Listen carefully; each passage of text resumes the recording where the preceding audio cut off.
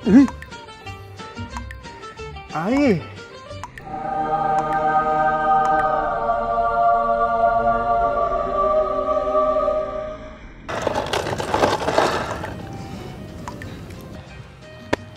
Bang, sampai terliur tu air menitik tu.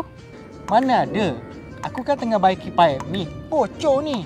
Tak payah menipu lah bang. Nampak sangat muka tu. Nak ponteng puasa je. Kau ni, paip ni kalau bocor. Kalau tak baiki, membazir air nanti. Bila air pun makin naik. Baiki pipe tu bagus bang. Boleh kurangkan penggunaan air, kurangkan bil air. Yang tak bagus tu, tadi tu abang tu. Macam nak ponteng puasa je. Yelah. Terima kasihlah ingatkan aku. Kita ni bang, kalau nak jimatkan air, nak puasa penuh, boleh je bang. Kalau nak, boleh je. Tengok tu burung.